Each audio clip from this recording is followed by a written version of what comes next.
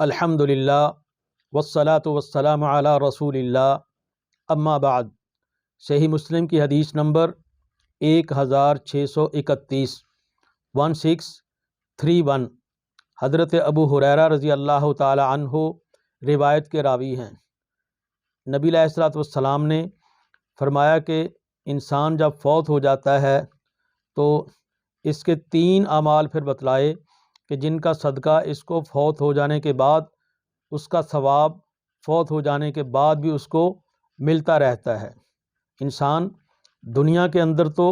نیکی کرنے کی، صدقہ و خیرات کرنے کی قدر نہیں کرتا، لیکن جب اس کی وفات ہو جاتی ہے، قبر میں جاتا ہے، حشر میں ہوتا ہے، تو پھر اسے نیکیوں کی بڑی ضرورت ہوگی۔ اس کا نماز پڑھنا رک جاتا ہے، فوت ہونے کے ساتھ ہی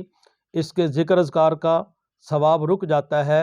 یہ چیزیں رک گئیں، روزے رکھتا تھا، زکوٰۃ دیتا تھا، حج کرتا تھا، یہ سارے اعمال رک جاتے ہیں۔ تو نبی علیہ السلام نے فرمایا کہ اذا مات الانسان انقطع عنہ عملہ الا من ثلاثۃ، جس وقت انسان فوت ہو جاتا ہے تو اس کے اعمال رک جاتے ہیں مگر 3 چیزیں، یہ بندہ قبر میں پڑا ہے، اس کی نیکیاں بنتی جا رہی ہیں، اس کی نیکیاں بن کے اس کے درجات کے اضافے کا سبب بنتا جا رہا ہے۔ پہلی بات نبی علیہ السلام نے فرمائی الا من صدقۃ جاریہ، کوئی صدقہ جاریہ انسان بنا دے، جیسے کہ کوئی بھی انسان کسی جگہ پہ کولر لگوا دیتا ہے، کوئی انسان کوئی رفاہ عامہ کا کام کر دیتا ہے، کوئی کنواں لگا دیتا ہے، کوئی اس طرح کا کوئی بھی ایسا عمل جو کہ بعد والے لوگ اس سے فائدہ اٹھاتے رہتے ہیں، تو وہ انسان فوت ہو چکا ہے لیکن اس کی نیکیاں جاری ہیں۔ اور علم ينتفع به، یا کوئی نفع والا علم وہ پیچھے چھوڑ جاتا ہے۔ نفع والا علم چھوڑنے کی صورتوں میں سے ایک صورت یہ ہو سکتی ہے کہ وہ عالم دین وہ علم کو دوسروں تک، اپنے شاگردوں تک دے کے چلا جاتا ہے۔ ایک صورت اس کی یہ بھی ہو سکتی ہے کہ وہ علم کی کتابیں وہ لوگوں کو کسی کو دے گیا، کسی طالب علم کو، کسی عالم دین کو کوئی اس طرح کی کتابیں دے دیں، تو وہ علم ہی آگے سے آگے چلتا جائے گا۔ جتنی دیر تک وہ اس کتاب سے پڑھ کر عالم دین درس دے گا، کوئی طالب علم اس کا مطالعہ کر کے آگے اس کو پھیلائے گا، تو یہ اس کتاب اس کو عطا کرنے والے، دینے والے کا صدقہ جاریہ بنا رہے گا۔ کوئی انسان کو چھوٹی وظائف کی چھوٹی چھوٹی کتابیں، کتابچے، نماز کی کتاب، عقیدے کی کتابیں، اس طرح کا یہ علم، وہ کتابیں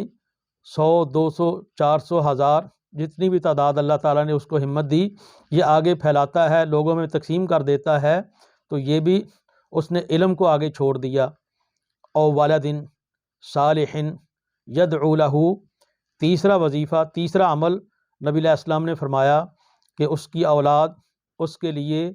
اس کے مر جانے کے بعد، اس کی وفات پا جانے کے بعد اس کے لیے دعا کرتی ہے، تو وہ بھی اس بندے کے لیے ثواب کا باعث بن جاتی ہے۔ ایک حدیث کے اندر آتا ہے کہ بندہ اپنے اعمال کے حساب سے درجہ پا چکا ہے، اب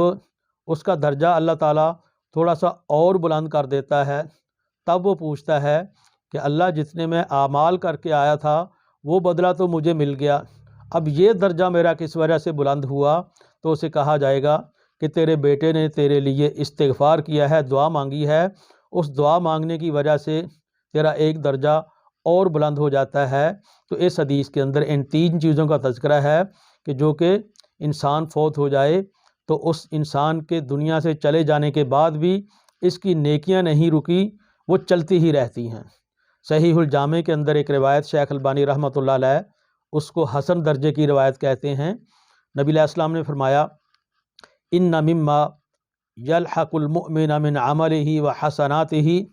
بعد موتہ، وہ انسان کی حسنات، وہ اس کا عمل جو اس کے فوت ہو جانے کے بعد جس کا ثواب اس کو پیچھے سے پہنچتا رہتا ہے۔ فرمایا کہ علما نشرہ، اس نے کوئی علم اسے آگے پھیلا دیا ہے۔ تو علم پھیلانے کی صورت ہم پہلے تذکرہ کر چکے ہیں کہ علم کسی بھی طریقے سے کسی کو سکھا دیا، کسی کو پڑھا دیا، کوئی کتاب علم والی آگے پھیلا دی تو یہ آج ہمارے موجودہ نیٹ کے ذریعے جو ہمارا سوشل میڈیا ہے اس میں بھی ہم بڑا کام کر سکتے ہیں کہ علم آگے سے آگے، لیکن وہ علم ایسے نہیں ہو کہ جس نے ادھر سے آئی ادھر آگے کاپی پیسٹ فارورڈ، اس کا نہیں پتہ ضعیف ہے صحیح ہے موضوع ہے۔ علی کل حال جو علم ہے، صحیح بات قرآن مجید کی بات صحیح حدیث سے ثابت ہو تو وہ علم آگے جس طریقے سے بھی بندہ پہنچاتا ہے اس کو ملتا رہتا ہے۔ وَوَلَدًا صَالِحًا تَرَكَهُ،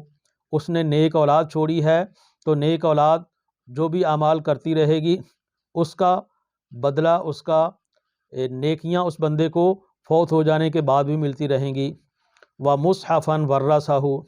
کسی نے مصحف قرآن مجید کسی کو وراثت میں دے دیا تو اس کی ایک صورت یہ ہو سکتی ہے کہ وہ قاری قرآن ہے،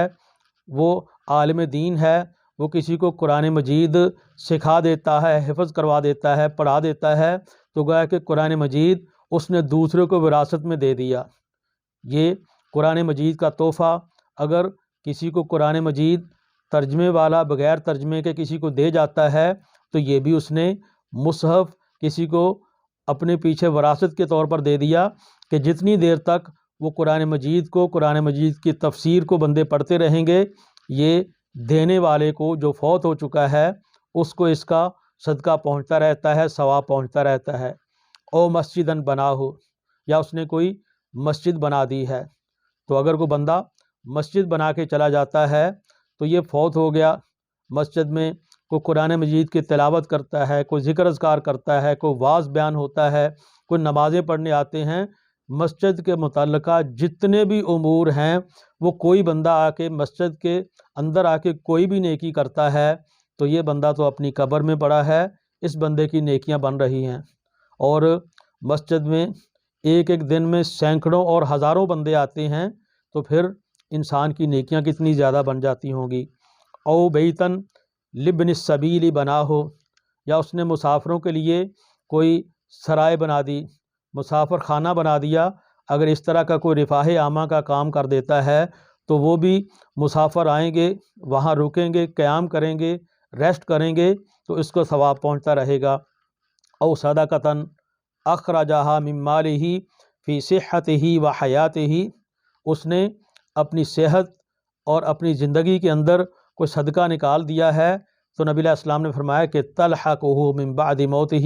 یہ وہ ساری چیزیں ہیں جن کا ثواب اس کو اس کے فوت ہو جانے کے بعد بھی ملتا رہتا ہے۔ تو انسان جب تک زندہ ہے نیک اعمال کرتا ہے، ساتھ ساتھ اسے صدقہ جاریہ بھی اپنے پیچھے چھوڑ کے جانا چاہیے، جبکہ اسے قبر میں حشر میں اسے بڑی نیکیوں کی ضرورت ہوگی، کوئی بندہ ایسے نیکی دینے کے لیے تیار نہیں ہوگا، تو ایسے میں